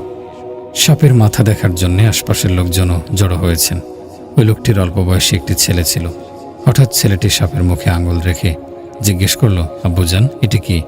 ছেলেটির আঙুল সাপের মুখে স্পর্শ করা মাত্রই তার গোটা দেহে সাপের বিষ সংক্রমিত হয়ে গেল। ছেলেটি সেখানে মরে গেল। হায়, লোকটি কি জানত যে সে তার একমাত্র ছেলের মৃত্যুর সরঞ্জাম নিজ হাতে ঘরে বয়ে এনেছে? একবার এক ব্যক্তি তার আদরের মেয়েকে বিয়ে দেয়। বিয়েতে সে প্রচুর পরিমাণে যৌতুক দিয়েছিল। এর কয়েকদিন পর সেই নববধূ মরে যায়। মেয়ের মৃত্যুর সংবাদ শুনে পিতা খুবই মর্মাহত হন। সেই শোক সন্তপ্ত পিতার মুখ থেকে এই কবিতা উচ্চারিত হয়েছিল, মামনি আমার সব হারিয়ে বুঝেছি রিক্ত হাতে, বিয়ের সামানে সব দিয়েছি ভুলেছি কাফন দিতে। অন্য এক কবির ভাষায়, পৃথিবীর এই পান্থশালায় যুগপথ চলে দুঃখ সুখ, এক পাশে বাজে বিয়ের সানাই, অন্য পাশেতে ফাটছে বুক। করাচির এক জায়গায় একটি 5 তলা বিল্ডিংয়ের নির্মাণ কাজ চলছিল। এক মজদুর 5ম তলা থেকে পড়ে গেল। কিন্তু কিভাবে যেন বেঁচে গেল। সঙ্গের লোকেরা দৌড়ে এসে দেখতে পেল যে তার গায়ে সামান্যতম আঁচড় পর্যন্ত লাগেনি। বন্ধু বান্ধবরা জড়ো হয়ে বলল, তুমি এই বেঁচে যাওয়ার খুশিতে আমাদের মিষ্টি মুখ করো। কন্ট্রাক্টর তৎক্ষণাৎ পকেট থেকে 100 টাকার নোট বের করে দিল। লোকটি চরম খুশিতে উদ্বেলিত অবস্থায় মিষ্টি কিনতে যাচ্ছিল। হঠাৎ রাস্তা পার হওয়ার সময় একটি ছুটন্ত গাড়ির আঘাতে সেখানে তার মৃত্যু ঘটল। একবার একটি যাত্রীবাহী বাস লাহোর থেকে ফয়সালাবাদ যাচ্ছিল। শেখোপুরা অতিক্রম করার পর হঠাৎ দেখা গেল যে বাইরে থেকে একজন সফেদ চুলের লোক গাড়ি থামানোর ইঙ্গিত করলেন। ড্রাইভার গাড়ি থামালেন। ওই সময় ক্লান্তির কারণে ড্রাইভার গাড়ি স্টিয়ারিংয়ের ওপর মাথা রাখলেন। কন্ট্রাক্টর জানালার বাইরে মাথা বের করে দেখলেন যে কোনো মানুষ দেখা যাচ্ছে না। তিনি ড্রাইভারকে গাড়ি চালানোর জন্য ঘন্টি বাজালেন, কিন্তু ড্রাইভার স্টিয়ারিং থেকে মাথা ওঠাচ্ছে না। পাশের এক যাত্রী এগিয়ে এসে ড্রাইভারকে হাত দিয়ে নাড়া দিলেন, কিন্তু কোনো সাড়া শব্দ নেই। শব্দহীন নিষ্প্রাণ পড়ে আছেন। দেখুন, শুধু এক ড্রাইভারের মৃত্যুর সময় হয়েছিল। এজন্য আল্লাহ তাআলা অন্য যাত্রীদের প্রাণ রক্ষা করার জন্য মৃত্যুর ফেরেশতাকে মানুষের আকৃতি দিয়ে পাঠিয়েছিলেন। চিনাব ও ঝিলম নদীর মাঝখানে খেজুর গাছের বিশাল বাগান রয়েছে। সেই বাগানের এক স্থানে একটি অনেক উঁচু খেজুর গাছ ছিল। আশপাশের গাছগুলোর তুলনায় এ গাছের খেজুর ছিল খুবই সুমিষ্ট, যার কারণে এলাকার লোকদের কাছে এ গাছের খেজুর ছিল খুব প্রিয়। একবার বিশাল একটি সাপ এসে সেই খেজুর গাছে উঠে পড়ল এবং সেখানেই বাসা বানিয়ে নিল। এলাকার লোক আগে মিষ্ট খেজুরের জন্যে গাছের ওপর চড়ত, কিন্তু এখন সাপের ভয়ে ওই গাছটির ধারে কাছে আসারও সাহস হচ্ছে না। ওই এলাকার এক যুবক ছিল মানসিক ভারসাম্যহীন। যুবকটি হাঁটতে হাঁটতে গাছের নিচে চলে এলো। এমনকি আনমনে সে গাছের ওপর উঠে গেল। সাপের কাছাকাছি হতেই সাপটি তার লেজ সমেত গোটা শরীর দিয়ে যুবকটিকে পেঁচিয়ে ধরল আর তার মুখের কাছে নিজের মুখ এনে ফনা তুলতে শুরু করলো। এখন তো যুবক হয়রান, নিচে নামতে পারছে না, যে কোনো মুহূর্তে তাকে ছোবল মারতে পারে। ইতিমধ্যে এলাকার এক লোক সেই খেজুর গাছের পাশ দিয়ে যাচ্ছিলেন। হঠাৎ যুবকের ওপর তার চোখ পড়ে গেল। লোকটি দৌড়ে ওই যুবকের বাড়ি এসে তার ভাইদেরকে অবহিত করল। তারা বন্দুক হাতে নিয়ে ঘটনাস্থলে পৌঁছলেন। গোটা এলাকার লোক আশপাশে জড়ো হলো। তারা বন্দুক হাতে নিয়ে গুলি করতে চাইলেন, কিন্তু নিরাপদ কোনো অ্যাঙ্গেল পাচ্ছেন না। সব দিক থেকে সাপের সাথে সাথে যুবকটিও গুলির টার্গেটে পড়ে যাচ্ছে। নিরাপদ কোনো দিক পাওয়া যাচ্ছিল না। ওই এলাকার এক সেনা কর্মকর্তা ছুটিতে বাড়ি এসেছিলেন। সংবাদ পেয়ে তিনিও সেখানে উপস্থিত হলেন। তিনি বললেন, আমার হাতে বন্দুক দাও, আমি চেষ্টা করে দেখছি। সাথে সাথে তিনি ভাইদের জানিয়ে দিলেন, তোমার ভাই যদি এভাবে গাছে থাকে তাহলে তাকে সাপ দংশন করবে, কাজে আমি তার জীবন বাঁচানোর চেষ্টা করছি। তবে যদি খোদা না খাস্তা আমার টার্গেট মিস হয়ে যায় তাহলে আমি কিন্তু দায়মুক্ত থাকব। তারা শর্ত মেনে নিয়ে বলল, ঠিক আছে, আপনি চেষ্টা করুন। প্রথমে সেনা কর্মকর্তা কিছুক্ষণ সময় নিলেন যে কোন অ্যাঙ্গেল থেকে গুলি ছুড়বেন। তিনি ভাবলেন, আমি যদি আরেকটু পেছনে যাই তাহলে জায়গা মতো গুলি বেঁধবে। তার পেছনে ছিল একটি ক্ষেত, জলমগ্ন। তিনি যখন বুট পায়ে খেতে নামলেন তখন কাদার ভেতর তার পা গেঁথে গেল। তখন তিনি সেখানে বুট রেখে ঠিক বিপরীত দিকে চলে গেলেন। সেখান থেকে তিনি এতটা দক্ষতার সাথে গুলি ছুড়লেন যে ঠিক সাপের মাথায় গিয়ে বেঁধল। সাথে সাথে সাপের মাথা বিচ্ছিন্ন হয়ে নিচে পড়ে গেল, আর দেহের বাকি অংশ যুবকের দেহ থেকে ছুটে ঝুলে রইল। এ দৃশ্য থেকে উপস্থিত সবার আনন্দের সীমা রইল না। তারা দৌড়ে এসে যুবকটির ভাইদেরকে মোবারকবাদ জানালো এবং সেনা কর্মকর্তার বীরত্বের বাহবা দিতে লাগলো। আল্লাহর শান দেখুন, ওই সাপটির মাথা কেটে সেনা কর্মকর্তার বুটের ভেতরে পড়ল। তিনি একজনকে বললেন, আমার বুট উঠিয়ে নিয়ে এসো। লোকটি অনেক খুঁজেও পেল না। অবশেষে তিনি নিজেই গেলেন বুট খুঁজতে এবং পেয়েও গেলেন, কিন্তু অসতর্কতাবশত পরিষ্কার না করেই বুটের ভেতর পা গলিয়ে দিলেন। সাথে সাথে সাপের মাথার বেশ তার গোটা দেহে ছড়িয়ে পড়ল, আর সেখানে সেই সেনা কর্মকর্তার মৃত্যু ঘটল। আল্লাহু আকবার। একটু আগে যিনি অন্যের যান বাঁচিয়ে বীরত্বের বাহবা কুড়িয়েছেন, মুহূর্তের ব্যবধানে তিনি এখন পরপরের যাত্রী হয়ে গেছেন। আল্লাহ তাআলার সকাশে চলে গেছে তার প্রাণ। একদিকে চলে উল্লাস ধ্বনি, আংটিতে লেখা নাম, আর দিকে বাজে বিদায়ের সুর, দাফনের ইন্তজাম। এ কেমন ধরা গড়েছেন খোদা, সমতালে চলে সব। এপার ভাঙছে, গড়ছে ওপার, প্রয়াণ আর উদ্ভব। শিয়ালকোটের ঘটনা। রাস্তার এক স্থানে একটি উড়ন্ত সাপ ডেরা বানিয়েছে। আসলে কোনো সাপ ওড়ে না, তবে কিছু প্রজাতির সাপ লাফ দিতে পারে। এক লাফে 15-20 ফিট দূরে চলে যেতে পারে। এটিকে আমরা মনে করি উড়ছে। এই সাপগুলোর দৈর্ঘ্য প্রায় 6 ইঞ্চি হয়ে থাকে, গায়ের রং হলুদ বর্ণ। সে রাস্তায় এমনভাবে ডেরা বাঁধল যে সবার সমস্যা হচ্ছে। তার উপর্যুপরি ছোবলে একাধিক লোকের মৃত্যু ঘটেছে। ভয়ে লোকেরা সেই রাস্তায় যাতায়াত ছেড়ে দিল। বিকল্প রাস্তা বানিয়ে সেদিক দিয়ে লোকেরা যাতায়াত শুরু করলো। একবার এক বাইরের ভিক্ষুক সেই রাস্তা দিয়ে যাচ্ছিল। সে সাপটিকে দেখে মনে করলো এটি মনে হয় সাপের বাচ্চা। লোকটি তার হাতে ছড়ি দিয়ে সাপের লেজের ওপর আঘাত করলো। সঙ্গে সঙ্গে সাপটি লাফ দিয়ে 15-20 ফিট দূরে চলে গেল। ভিক্ষুক লোকটি পুনরায় সাপটির কাছে গিয়ে তার লেজের ওপর ছড়ি রাখল। সাপটি পুনরায় লাফ দিয়ে দূরে চলে গেল।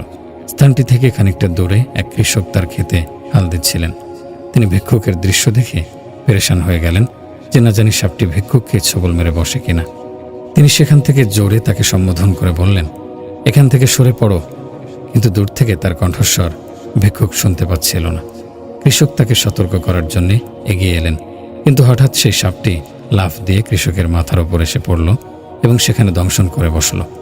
সাথে সাথে কৃষক লোকটি সেখানে মরে গেল। এটাই প্রকৃতির বিচিত্র খেলা, যে কৃষক এসেছে ভিক্ষুকের যান বাঁচাতে, তার নিজের জানই বাঁচল না।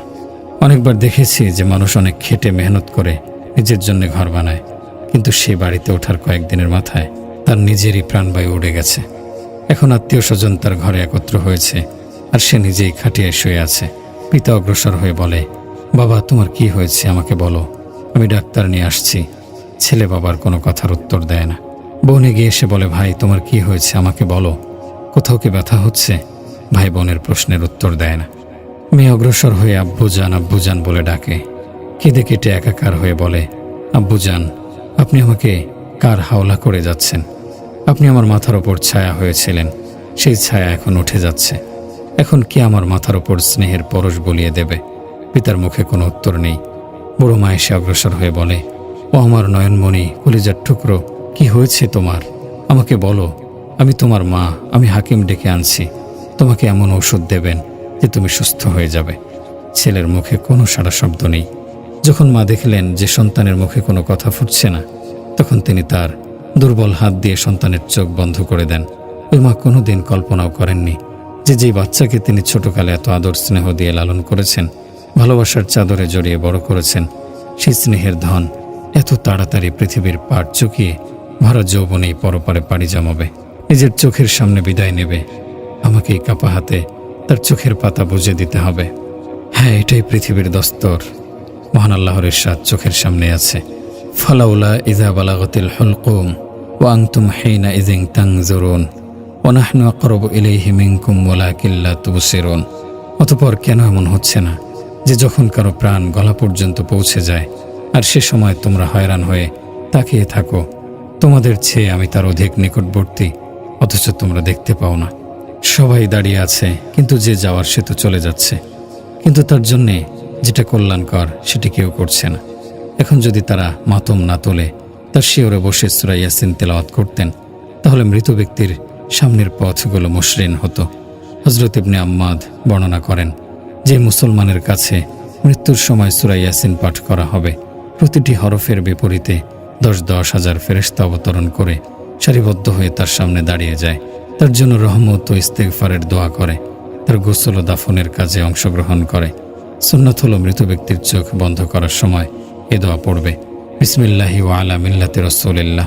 এখন আত্মীয় স্বজন সবাই বলতে শুরু করে, মৃত ব্যক্তিকে দ্রুত গোসল করিয়ে দাও। একটু আগে যাকে কেউ বাবা বলে ডাকছিল, কেউ ভাই বলে ডাকছিল, কেউ স্বামী বলে ডাকছিল, কেউ ছেলে বলে ডাকছিল, এখন তার কি হয়ে গেল? সবাই তাকে মৃত বলতে শুরু করেছে। কেন? এ তো সেই পূর্বেরই যুবক। আসলে দেহ পড়ে আছে, কিন্তু প্রাণ পাখি উড়ে গেছে। এখন সবাই সে দেহ পিঞ্জিরাকে দাফনের আয়োজনে ব্যস্ত। সবাই জলদি কাজ সম্পন্ন করার তাগাদা দিচ্ছে। এখন কেউ তাকে জিজ্ঞেস করছে না যে ভাই তুমি এত কষ্ট করে এ বাড়ি বানিয়েছ, মিস্ত্রিদের পাশে দাঁড়িয়ে তাদের সাথে কাঁধ মিলিয়ে তুমিও তো কত পরিশ্রম করেছ, বলেছ এই বিল্ডিংয়ে আমি আমার পছন্দের জিনিস ব্যবহার করব, আমি মনের মতো টাইলস বসাবো, এই ডিজাইনের বাথরুম বানাবো, ড্রয়িং রুমের ধরন হবে এমন, এভাবে আমি আমার বেডরুম সাজাবো। আরে যে এত যত্নের সাথে এই বাড়ি বানিয়েছে, তাকে আরও কিছুক্ষণ এখানে থাকতে দেবে না? না, এখন আর এই বাড়ি তার আসল বাড়ি নয়, তার আসল বাড়ি তো অন্যত্র। এখন তাকে মাওলার সাথে সাক্ষাতের জন্য তৈরি করা হয়, গোসল দেয়া হয়। আফসোস, আর যে তার গোসল দিচ্ছে সেই গোসলদাতা নিজের মৃত্যুর ব্যাপারে বেখবর। হে ক্রন্দনরত চোখে মৃত ব্যক্তিকে গোসল দানকারী গাফেল। মৃত্যুর ফেরেশতাকে অন্য ফেরেশতারাও এমনভাবে ভয় পায় যেভাবে কোনো মানুষ হিংস্র প্রাণীকে দেখলে ভয় পায়। কিছুক্ষণ পর মৃত ব্যক্তির দরজায় লোকজনের ভিড় জমে যায়। ভাই কেন এসেছেন? জি, আমরা তাকে কবরস্থানে নিয়ে যেতে এসেছি। আরে তোমরা কি তার দুশমন? না, আমরা তার বন্ধু, আমরা তার শুভাকাঙ্ক্ষী, আমরা তার ভাই, আমরা তার আত্মীয়। আমরা তাকে কবরস্থানে নিয়ে যাই, সেখানে তার জানাজা পড়ি। এখন ভাই ভাইকে কবরে শোয়ায়। মাসালা হলো, মৃত ব্যক্তির সবচেয়ে কাছের লোকেরাই তাকে কবরে শোয়াবে। এমন কত ঘটনা ঘটে যে পিতা নিজের ছেলের লাশ নিজের হাতে কবরে রাখছে। যে পিতা তার সন্তানের শরীরে ময়লা কাপড় দেখলে রাগ করে উঠত, আজ সেই পিতা তার ছেলেকে নিজ হাতে জমিনের উপর এমনভাবে রাখছে যে মাথার নিচে কোনো বালিশ নেই, তোষক নেই, লেপ নেই, গালিচা নেই, চাদর নেই, বিদ্যুতের সংযোগ নেই, এয়ার কন্ডিশন নেই। নিঃস্ব রিক্ত কবরে রেখে দিচ্ছে। মৃত ব্যক্তিকে কবরের ভেতরে রেখে বাইরে বেরিয়ে কাঁচা ইট দিয়ে বন্ধ করে দিচ্ছে। এরপর সবাই তার উপর মাটি ফেলছে। ভাইয়ের কবরের ওপর আরেক ভাই মাটি দিচ্ছে। বন্ধুর কবরের ওপর বন্ধু এসে মাটি ফেলছে। যুবক ছেলের কবরের ওপর বৃদ্ধ বাবা মাটি ফেলছেন। তারা সবাই বলছেন, মিনহা খলাকনাকুম ওয়া ফিহা নুঈদুকুম ওয়া মিনহা নুখরিজুকুম তারাতান উখরা। তাকে এখন কয়েক মণ মাটির নিচে চাপা দেয়া হচ্ছে। কিয়ামতের দিন এক ব্যক্তিকে স্রেফ এ কারণে ক্ষমা করে দেয়া হবে যে সে তার এক মুমিন ভাইয়ের কবরের ওপর এক মুঠো মাটি দিয়েছিল। তাকে সবাই আল্লাহর হাওলা করে ফিরে আসছে। আরে বন্ধু, যখন এমন সময় আসবে যে তোমাকে তোমার আত্মীয় স্বজনরাই আল্লাহর হাওলা করে রেখে আসবেন, তাহলে আজ কেন তুমি নিজেকে আল্লাহর হাওলা করছো না? আজ এমন এক সময় যে যদি তুমি নিজেকে এখন আল্লাহর হাওলা করতে পারো, তাহলে সেদিন তোমার মূল্যায়ন করা হবে। এজন্য তুমি আজই মন থেকে বলে ফেলো, ইন্নী ওয়াজ্জাহতু ওয়াজহিয়া লিল্লাযী ফাতারাস সামা ওয়াল আরদা হানিফা ওয়া মা আনা মিনাল মুশরিকিন। হে আল্লাহ, আমি সারা পৃথিবী থেকে আমার সম্পর্ক কেটে ফেলেছি, শুধু তোমার সাথে আমার বন্ধন গড়ে নিয়েছি। এখন আমি তোমার আদেশ অনুযায়ী জীবন কাটাবো। যদি এমন অবস্থায় মাওলার সামনে দাঁড়ানো যায়, তাহলে মাওলা তার আতিথেয়তা করবেন। কিন্তু তুমি যদি নেককারের জীবন গ্রহণ না করো, তাহলে মনে রেখো, একদিন তোমাকে অবশ্যই মাওলার সামনে আসতে হবে। সেদিন তিনি তোমাকে চূড়ান্ত লাঞ্ছিত করবেন। মৃত্যুকে তুমি কি করে ভাবলে জীবনের যবনিকা? আসলে মৃত্যু চিরস্থায়ী জীবনের প্রারম্ভিকা। দুনিয়ার নিয়ম হলো অপরাধীকে পাকড়াও করতে হলে প্রশাসন পুলিশ পাঠায়। আল্লাহু আকবার। আল্লাহ তোমার আইনও আলাদা। যখন কেউ তোমার বিচারে অপরাধী হয় আর তুমি তাকে পাকড়াও করতে চাও, তখন তুমি তার আত্মীয় স্বজন ও বন্ধু বান্ধবদেরকে পাঠিয়ে দাও। তারাই তাকে গ্রেফতার করে তোমার দরবারে হাজির করে। হাদিস শরীফে এসেছে, যখন কোনো নেককার মানুষ মরে যায়, তখন আসমানে যে দরজা দিয়ে তার জন্য রিজিক আসতো, সেই দরজাটি তার জন্য কাঁদতে থাকে। তার জন্য জমিনের সেই স্থানটি কাঁদতে থাকে যেখানে বসে সে ইবাদত ও নেক কাজ করত। তার মৃত্যুর কারণে ফেরেশতাদের আদেশ করা হয়, যে লোক আমার নেককার বান্দা, তার জানাজা ওঠানো হচ্ছে। যে রাস্তা দিয়ে এই জানাজা যাবে, সেই রাস্তার দুপাশে তোমরা সংবর্ধনা জানাতে দাঁড়িয়ে যাও। আমার আশেকের জানাজা যেন সম্মান ও শ্রদ্ধার সাথে যায়। সুবহানাল্লাহ, কত বড় সম্মানের ব্যাপার! ঘর থেকে কবর পর্যন্ত রাস্তায় দুপাশে ফেরেশতাগণ দাঁড়িয়ে সংবর্ধনা দিচ্ছে। হাদিস শরীফে এসেছে, হযরত সাদ রাদিয়াল্লাহু আনহু-এর জানাজায় অংশগ্রহণ করার জন্য এত ফেরেশতা অবতরণ করেছেন যে নবী সাল্লাল্লাহু আলাইহি সাল্লাম পায়ের নখের ওপর ভর করে পথ চলেছেন। নবীজির এই অবস্থা দেখে জনৈক সাহাবী জিজ্ঞেস করলেন, হে আল্লাহর রাসূল, আপনি এভাবে হাঁটছেন কেন? নবীজি বললেন, আজ আসমান থেকে এত ফেরেশতা নেমে এসেছেন যে আমি পা রাখার জায়গা পাচ্ছি না। নেককার লোকদের জানাজা এত সম্মানের সাথে আদায় করা হয়। কবির ভাষায়, এ আমার আশেকের জানাজা পথ চলবে সসম্ভ্রমে।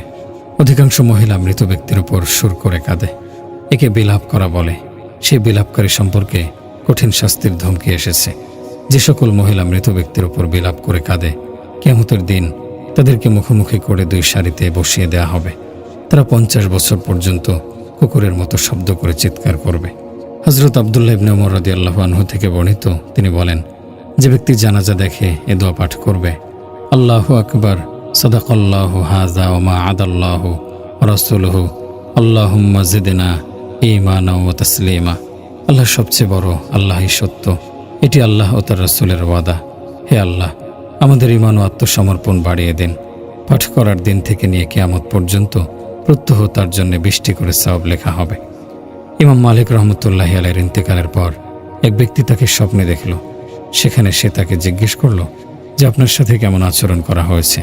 তিনি উত্তরে বললেন, আল্লাহ তাআলা আমাকে একটি কালেমার কারণে ক্ষমা করে দিয়েছেন। তিনি জিজ্ঞেস করলেন, হযরত, সেই কালিমাটি কি? উত্তরে তিনি বলেন, এটি হলো সেই কালিমা যা হযরত উসমান রাদিয়াল্লাহু আনহু জানাজা দেখার সময় পাঠ করতেন। কালিমাটি হলো লা ইলাহা ইল্লাল্লাহু সুবহানাল হাইয়্যিল্লাযী লা ইয়ামুত।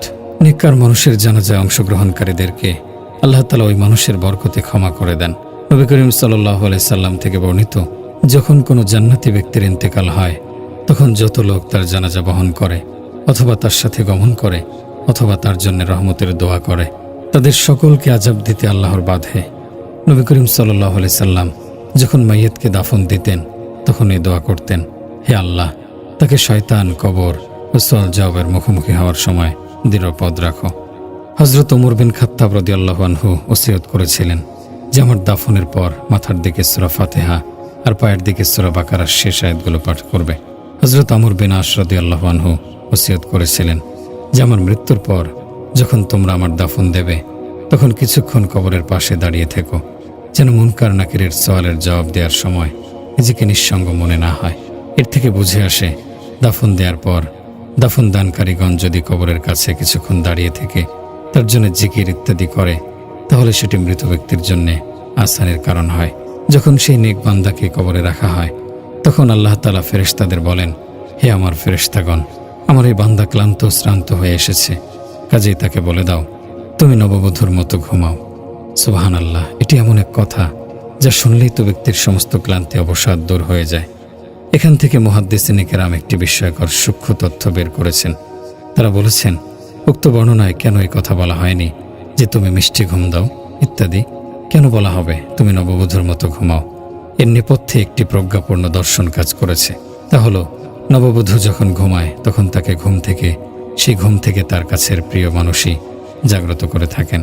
এ মুমিন আজ কবরে ঘুমাচ্ছে, যখন কিয়ামতের দিন আসবে তখন তাকে ওই ঘুম থেকে তিনি জাগ্রত করবেন যিনি তার কাছে সবচেয়ে প্রিয়, তার প্রেমাস্পদ।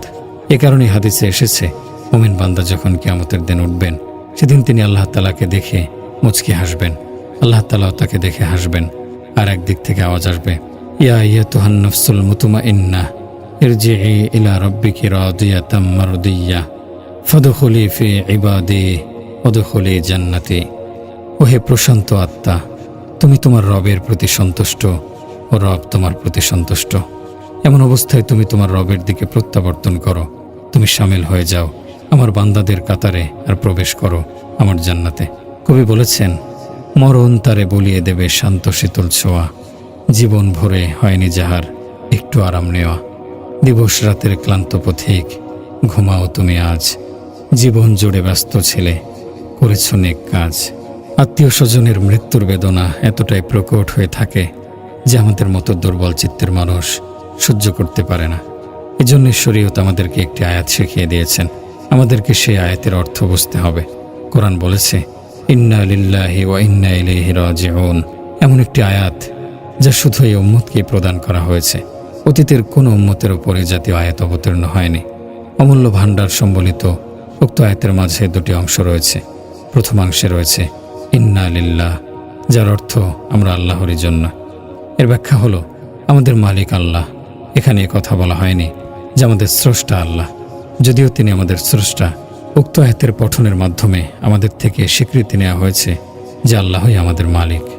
একটি উদাহরণ দিয়ে বোঝা যাক, আমরা যদি আমাদের ঘরে ফার্নিচার নিয়ে আসি তাহলে আমাদের অধিকার রয়েছে যে আমরা চাইলে এখন এক কামরায় রাখব, আবার ইচ্ছে হলে উঠিয়ে অন্য কামরায় নিয়ে যাব। আমাদের কাছ থেকে কেউ জবাবদিহিতা করতে পারবে না যে তুমি ফার্নিচার উঠিয়ে ওখানে কেন নিয়ে গেলে, তুমি তো বড় জুলুম করলে। এভাবে আল্লাহ রাব্বুল ইজ্জত আমাদেরকে সৃষ্টি করেছেন, তিনি আমাদের মালিক। যখন চাইবেন বান্দাকে দিয়ে দুনিয়া সাজাবেন, যখন চাইবেন তাকে উঠিয়ে অন্য ভবনে পৌঁছে দেবেন। এ কারণে যদি কেউ যুবক বয়সে মরে যায় তাহলে কেউ বলে না যে আল্লাহর ধৈর্য নেই, বরং সবাই বলে এটাই আল্লাহর ইচ্ছে, তার ইচ্ছে এমনই ছিল। কাজেই আল্লাহ তাআলার ইচ্ছে তিনি কাউকে শৈশবে মৃত্যু দান করেন, কাউকে যৌবনে ডেকে নিয়ে আসেন। এটি হলো আয়াতের প্রথমাংশের ব্যাখ্যা। তদ্রূপ আমাদের এই কথাও বোঝে এলো যে আমরা আল্লাহরই, তিনি আমাদের মালিক। কাজেই তিনি তার ইচ্ছে শক্তি প্রয়োগ করে যাই করবেন সেটাই সঠিক। তবে যেহেতু আমাদের নিকটাত্মীয় মৃত্যুর বেদনা বুকে বড় বাজে, মানুষ সহজে সান্ত্বনা খুঁজে পায় না, এ কারণে উক্ত আয়াতের দ্বিতীয়াংশে আমাদেরকে এই কথা বলা হয়েছে, ওয়া ইন্না ইলাইহি রাজিউন, যার অর্থ আমাদেরকে আল্লাহর কাছেই ফিরে যেতে হবে। উক্ত আয়াতের মাঝে যেই অমূল ভাণ্ডার থাকার কথা বলেছি, তা হলো যে ব্যক্তি চলে গেছেন তার সাথে সাক্ষাৎ করার দুটি উপায় রয়েছে। একটি হলো সে আমাদের কাছে আসবে, আরেকটি হলো আমরা তার কাছে যাব। প্রথম সুরতটি অসম্ভব, কারণ যে একবার দুনিয়া থেকে চলে যায় সে আর ফিরে দুনিয়ায় আসতে পারে না, কাজেই তার সম্ভাবনা নেই। দ্বিতীয় উপায়টি সম্ভব, যেখানে সে চলে গেছে সেখানে যদি আমরা যাই তাহলে তার সাথে সাক্ষাৎ হবে। উক্ত আয়াতের দ্বিতীয়াংশে আমাদেরকে এই কথা বোঝানো হয়েছে যে তোমাদের বিচ্ছেদ সাময়িক, এতে তোমাদের পেরেশান হওয়ার কিছু নেই। যদি সে দুনিয়া থেকে চলে গিয়ে থাকে তাহলে শীঘ্রই সেই মুহূর্ত আসতে যাচ্ছে যখন তোমাকেও দুনিয়া থেকে যেতে হবে, কাজেই পরকালে তোমাদের সাক্ষাৎ ঘটতে যাচ্ছে। এ কারণে তুমি ইন্না লিল্লাহি ওয়া ইন্না ইলাইহি রাজিউন পাঠ করো, এতে তোমাদের জন্য সান্ত্বনা রয়েছে। যদি তোমার পিতা চলে গিয়ে থাকেন তাহলে তুমিও চিরদিন এখানে থেকে যাবে না। এ বিচ্ছেদ চিরদিনের নয়। আমরা যদি নেকি জিন্দেগি অতিবাহিত করি তাহলে আমরাও সেই মঞ্জিলে পৌঁছব যেখানে আমাদের আগে আমাদের পিতা গমন করেছেন। উক্ত বিষয়টি একটি উদাহরণের মাধ্যমে স্পষ্ট হবে। ধরুন দুই ব্যক্তি সৌদি আরব যাবেন, একজনের ফ্লাইট আগে, অপরজনের ফ্লাইট 2-4 দিন পরে। এখন প্রথম জন যদি প্লেনে আরোহণ করেন তাহলে কি দ্বিতীয় ব্যক্তি কান্না করবেন? না, কেননা তার মনে বিশ্বাস রয়েছে যে আজ সে যাচ্ছে, 2-4 দিন পর আমার ফ্লাইট, যেখানে সে যাচ্ছে সেখানে আমিও যাচ্ছি। তদ্রূপ যদি আমরা আমাদের মনের ভেতর মৃত্যুকে কল্পনা করি এবং আমাদের পাক্কা বিশ্বাস থাকে তাহলে কারো মৃত্যুতে আমরা এতটা বেদনাহত হব না। আমাদের মন বলবে যে হ্যাঁ, তার ফ্লাইট আগে হয়েছে তাই সে চলে গেছে, যেখানে তার ফ্লাইট সেখানে আমারও ফ্লাইট, আমারও সেখানে যেতে হবে, কেননা কদিন বাদেই সেখানের উদ্দেশ্যে আমার ফ্লাইটও উড়াল দেবে। কথা ভাবতে পারলে যে কোনো বিচ্ছেদের বেদনা সহজ হয়ে যায়। যখন কোনো মায়ের কোলের সুন্দর ফুটফুটে শিশু মরে যায় তখন আল্লাহ তাআলা হযরত আজরাইল আলাইহিস সালামকে জিজ্ঞেস করেন, তুমি কি আমার বান্দার সন্তানের জান কবজ করেছ? তিনি উত্তর দেবেন, জি হ্যাঁ, আমি তার জান কবজ করেছি।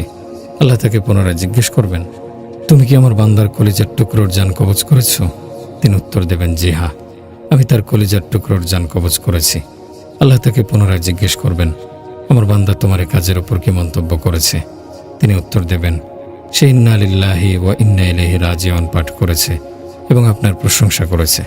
তখন আল্লাহ তাআলা নির্দেশ করবেন, তার জন্য জান্নাতে একটি ঘর তৈরি করো, সে ঘরের নাম রেখে দাও বাইতুল হামদ।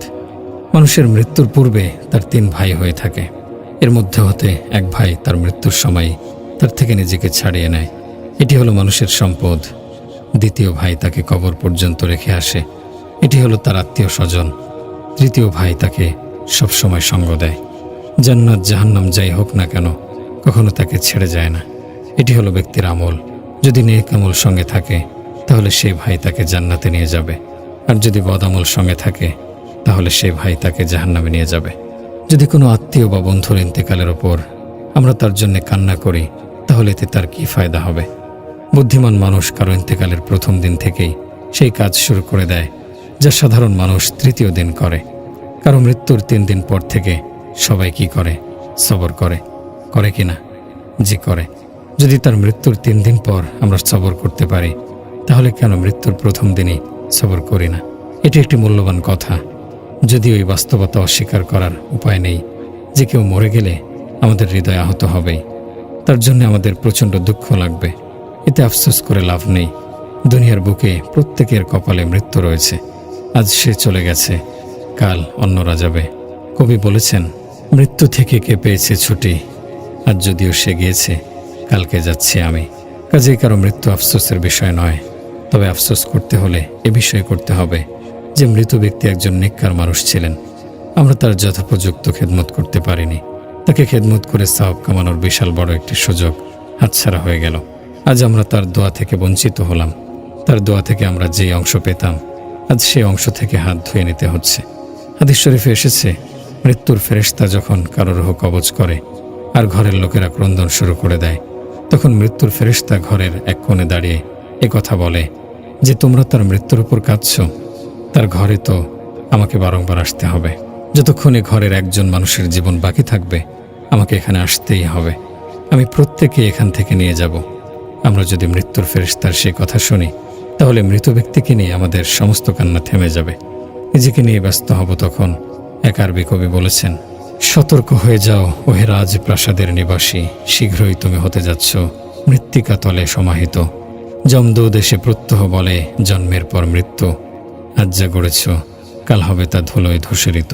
প্রিয় বন্ধুগণ, জীবন যার প্রশংসিত হয়, মৃত্যুও তার প্রশংসিত হয়।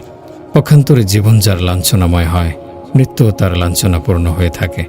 এর কারণ কি? হাদিস শরীফে এসেছে, তোমরা যেভাবে জীবনযাপন করবে সেভাবেই তোমাদের মৃত্যু আসবে।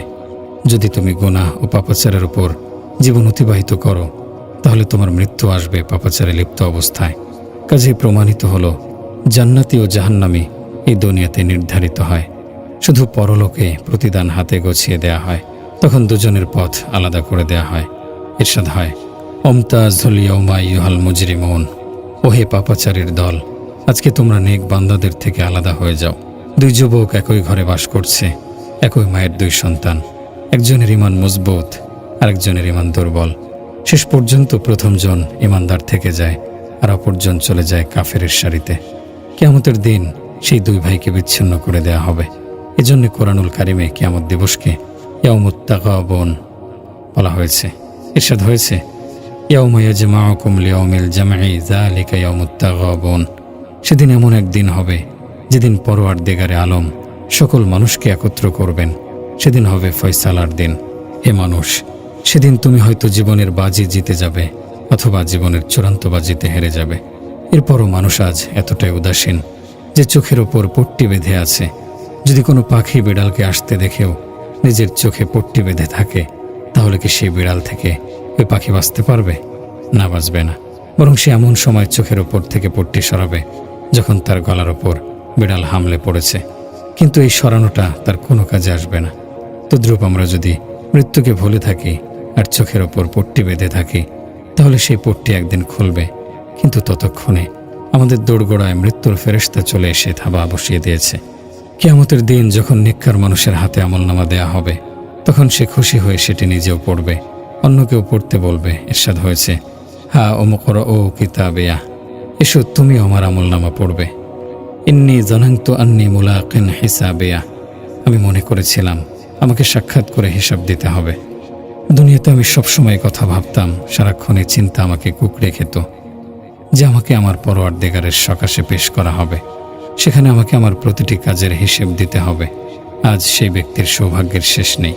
পক্ষান্তরে যে ব্যক্তি গুনাহ ও পাপাচারে নিমজ্জিত থেকে জীবন অতিবাহিত করবে, সে ব্যক্তি যখন কিয়ামতের দিন ফেরেশতাদের কাছ থেকে নিজের আমলনামা পাবে, সেদিন তার লজ্জা অনুশোচনার শেষ থাকবে না। ফাতারাল মুজরিমিনা মুশফিকিনা মিম্মা ফিহি, আপনি দেখতে পাবেন যে আমলনামায় যা লেখা আছে, অপরাধী লোক তা দেখে পেরেশান হবে। ওয়ায়াকুলুনা ইয়া ওয়াইলাতানা মা লিহাযাল কিতাব, তারা বলবে, হায় আমাদের দুর্ভাগ্য, এটি কেমন কিতাব।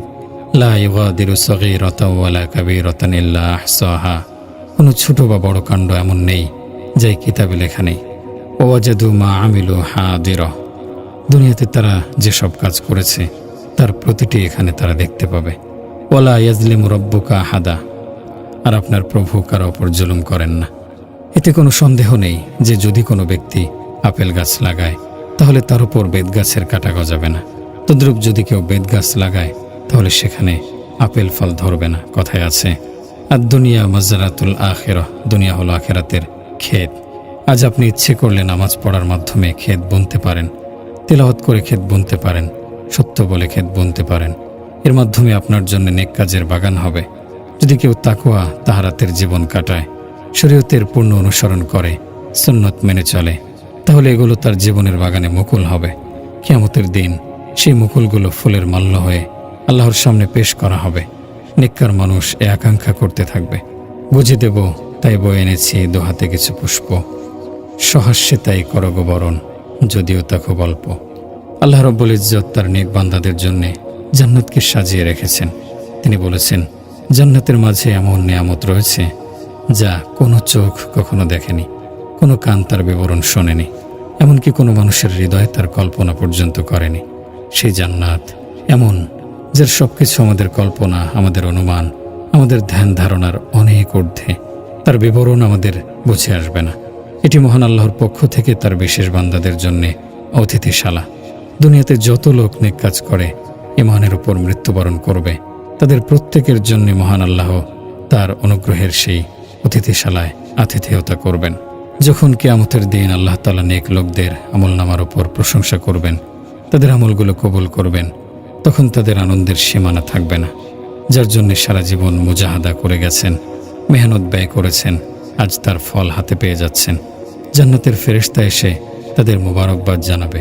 কোরআনুল কারিমে এসেছে, যখন জান্নাতীদেরকে জান্নাতে প্রবেশ করানো হবে, সে সময় ওয়াল মালাইকাতু ইয়াদখুলুনা আলাইহিম মিন কুল্লি বাব, প্রতিটি দরজা দিয়ে ফেরেশতাগণ তাদের দিকে বেরিয়ে আসবেন। সালামুন আলাইকুম বিমা সাবারতুম, এসে বলবেন, তোমরা যেই সবর করেছিলে তার কারণে তোমাদের উপর শান্তি বর্ষিত হোক। ফানি'মা উকবাদ-দার, পরকালের এই ঘর কতই না উত্তম তার প্রতিদানে যা পেলে। যদি আপনি দুনিয়াতে গাফিলতির জীবন কাটান, ইচ্ছে মতো জীবন যাপন করেন, মন চাইলে নামাজ পড়লেন, একটু বাহানা পেলেই নামাজ কাজা করে দিলেন, সামান্য অজুহাতে আমল ছেড়ে দিলেন, একটু সুযোগ পেলেই সুন্নাতের উপর আমল না করে রুসুম রেওয়াজের উপর আমল করতে শুরু করলেন, এভাবে যদি গাফিলতি ও চরম উদাসীনতার জীবন যাপন করেন, তাহলে আপনাকে কবরে পেরেশান হতে হবে, হাসরে পেরেশান হতে হবে, পরবর্তী সব মঞ্জিলেই পেরেশান হতে হবে। যত মঞ্জিল আসবে তত পেরেশানি বাড়বে। কাজেই এখন থেকে জীবনের মূল্য দিতে শিখুন। নেককার লোক জীবনের মূল্যায়ন এভাবে করে থাকেন, কেমন যেন আল্লাহ আমাদের হাতে কিছু মণিমুক্তা দান করেছেন।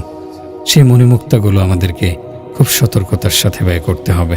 এ কারণে নেককার লোক তাদের সময়ের অপচয় করেন না, অবান্তর আলাপে ব্যস্ত হন না, অন্যের গীবত করেন না, শোনেনও না, কাউকে কষ্ট দেন না। তারা তাদের মুখ, মন, দিমাগ, চোখ ও কানকে গুনাহ থেকে বাঁচিয়ে রাখেন। এক মুহূর্তের জন্য আল্লাহর স্মরণ থেকে গাফেল হন না। আল্লাহর এই ফরমান সবসময় তাদের দৃষ্টির সম্মুখে ভাস্বর থাকে। মান আমিলা সালিহাম মিন যাকারিন আও উনসা ওয়া হুয়া মুমিনুন ফালানুহয়িয়ান্নাহু হায়াতান তাইয়্যিবা, তোমাদের মধ্য হতে যে ব্যক্তি নেক আমল করবে, পুরুষ বা মহিলা যাই হোক না কেন, যদি সে মুমিন হয়, তাহলে আমি তাকে পুত পবিত্র জীবন দান করব। এটি আল্লাহ রাব্বুল ইজ্জতের রহমত যে তিনি তার নেক বান্দাদেরকে এমন জীবন দান করেন যে তারা দুনিয়ার বুকেও ইজ্জতের সাথে বসবাস করেন এবং পরকালেও তারা মহাসম্মান ও গৌরবের জীবনযাপন করেন। এ কারণে নবী করিম সাল্লাল্লাহু আলাইহি সাল্লাম ইরশাদ করেছেন, 5 জিনিসকে 5 জিনিসের পূর্বে গনিমত মনে করো, সেগুলোর মূল্যায়ন করো, এমন যেন না হয় যে হারিয়ে ফেলার পর অনুতাপে দুহাত ভাঙবে। যৌবনের মূল্যায়ন করো বার্ধক্য আসার পূর্বে, সুস্থতার মূল্যায়ন করো অসুস্থতা আসার পূর্বে, সচ্ছলতার মূল্যায়ন করো দরিদ্র আসার পূর্বে, অবসর মুহূর্তের মূল্যায়ন করো ব্যস্ত হওয়ার পূর্বে, জীবনের মূল্যায়ন করো মৃত্যু আসার পূর্বে। এ কথা শতভাগ সত্য যে ব্যক্তি এই 5টি জিনিস থাকা অবস্থায় এগুলোর মূল্যায়ন করে না, সে ব্যক্তিকে আগামীতে এর বিপরীত 5 জিনিসের মুখোমুখি হতে হয়। কাজেই আজ থেকেই সংকল্প করে ফেলুন যে আমি এই 5টি নিয়ামতকে আল্লাহর সন্তুষ্টির কাজে ব্যয় করব। মনে রাখবেন, যে ব্যক্তি এই 5টি নিয়ামত আল্লাহর সন্তুষ্টির জন্য ব্যবহার করবে, সেই প্রকৃত বুদ্ধিমান। এ কথাও মনে রাখবেন, জাহেল ব্যক্তির মৃত্যু হলে দুনিয়া হাসে, আর বুদ্ধিমান লোকের মৃত্যু হলে দুনিয়া কাঁদে। মহান আল্লাহ আমাদের উক্ত কথাগুলোর ওপর আমল করার তৌফিক দান করুন। ওয়া আখিরু দাওয়ানা আনিল হামদুলিল্লাহি রাব্বিল আলামিন।